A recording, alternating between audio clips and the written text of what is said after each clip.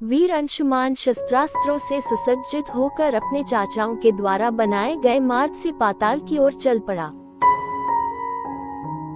मार्ग में मिलने वाले पूजनीय ऋषि मुनियों का यथोचित सम्मान करके अपने लक्ष्य के विषय में पूछता हुआ उस स्थान तक पहुंच गया जहां पर उसके चाचाओं के भस्मीभूत शरीरों की राख पड़ी थी और पास ही यज्ञ का घोड़ा चल रहा था।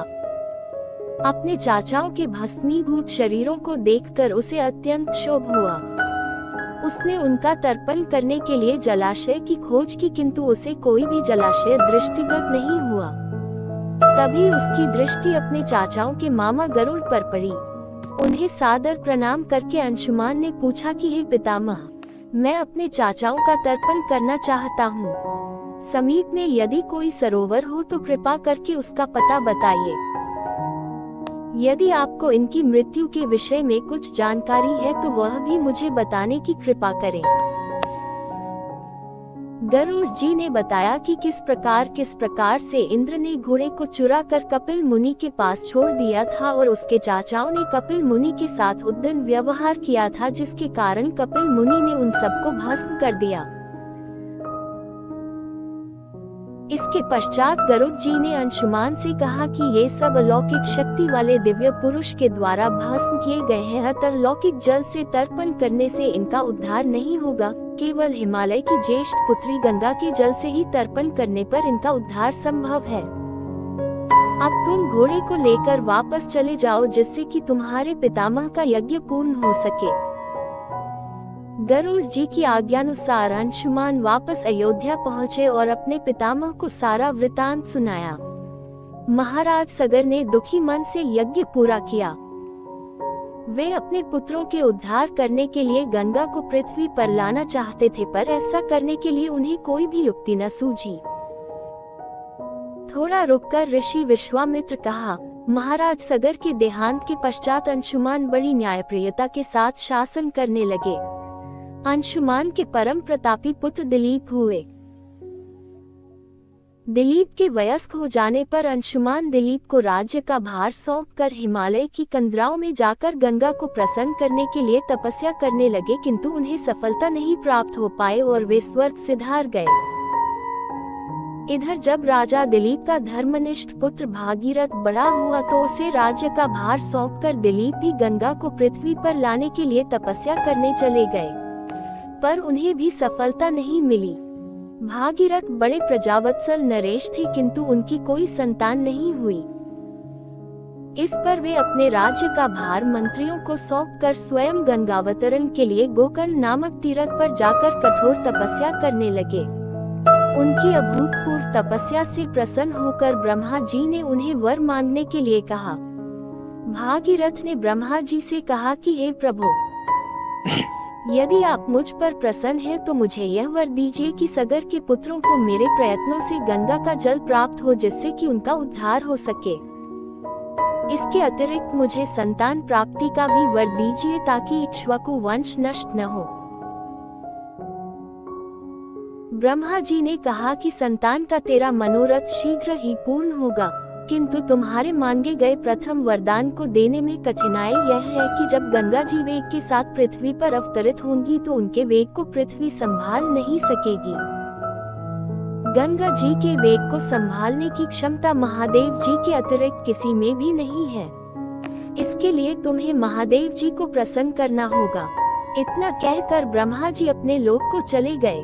भागीरथ ने साहस नहीं छोड़ा। वे 1 वर्ष तक पैर के अंगूठे के सहारे खड़े होकर महादेव जी की तपस्या करते रहे।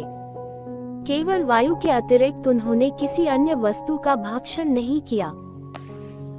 अंत में इस महान भक्ति से प्रसन्न होकर महादेव जी ने भागीरथ को दर्शन देकर कहा कि हे भक्त श्रेष्ठ, हम तेरी मनोकामना पूरी करने के लिए गंगा जी को अपने मस्तक पर धारण करेंगे। इसकी सूचना पाकर विवश होकर गंगा जी को सुरलोक का परित्याग करना पड़ा। उस समय वे सुरलोक से कहीं जाना नहीं चाहती थी, इसलिए वे यह विचार करके कि मैं अपने प्रचंड वेग से शिव जी को बहाकर पाताल लोक ले जाऊंगी, वे भयानक वेग से शिव जी के सिर पर अवतरित हुई। गंगा का यह अहंकार महादेव जी से छुपा न रहा। महादेव जी ने गंगा की वेगवती धाराओं को अपने जटाजूट में उलझा लिया। गंगा जी अपने समस्त प्रयत्नों के बाद भी महादेव जी के जटाओं से बाहर न निकल सकी। गंगा जी को इस प्रकार शिव जी की जटाओं में विलीन होते देख भागीरथ ने फिर शंकर जी की तपस्या की। भागीरथ के इस तपस्या से प्रसन्न होकर भगवान शंकर ने गंगा जी को हिमालय पर्वत पर स्थित बिंदुसर में छोड़ा। छूटते ही गंगा जी 7 धाराओं में बंट गईं। गंगा जी की 3 धाराएं हलादिनी, पावनी और नलिनी पूर्व की ओर प्रवाहित हुईं। सुचक्षु, सीता और सिंधु नाम की 3 धाराएं पश्चिम की ओर बहीं और 7वीं धारा महाराज भागीरथ के पीछे पीछे चली। जिधर जिधर भागीरथ जाते थे उधर उधर ही गंगा जी जाती थी। स्थान स्थान पर देव, यक्ष, किन्नर, ऋषि मुनि आदि उनके स्वागत के लिए एकत्रित हो रहे थे। जो भी उस जल का स्पर्श करता था भव बाधाओं से मुक्त हो जाता था। चलते चलते गंगा जी उस स्थान पर पहुंची जहां ऋषि जहनु यज्ञ कर रहे थे। गंगा जी अपने वेग से उनके यज्ञशाला को संपूर्ण सामग्री के साथ बहाकर ले जाने लगी। इससे ऋषि को बहुत क्रोध आया और उन्होंने क्रोध होकर गंगा का सारा जल पी लिया। ये देखकर समस्त ऋषि मुनियों को बड़ा विस्मय हुआ और वे गंगा जी को मुक्त करने के लिए उनकी स्तुति करने लगे। उनकी स्तुति से प्रसन्न होकर जहनु ऋषि ने गंगा जी को अपने कानों से निकाल दिया और उन्हें अपनी पुत्री के रूप में स्वीकार कर लिया। तब से गंगा जाह्नवी कहलाने लगी। इसके पश्चात वे भागीरथ के पीछे चलते चलते समुद्र तक पहुंच गईं और वहां से सगर के पुत्रों का उद्धार करने के लिए रसातल में चली गईं। उनके जल के स्पर्श से भस्मीभूत हुए सगर के पुत्र निष्पाप होकर स्वर्ग गए। उस दिन से गंगा के 3 नाम हुए, त्रिपदगा, जाह्नवी और भागीरथी। हे रामचंद्र,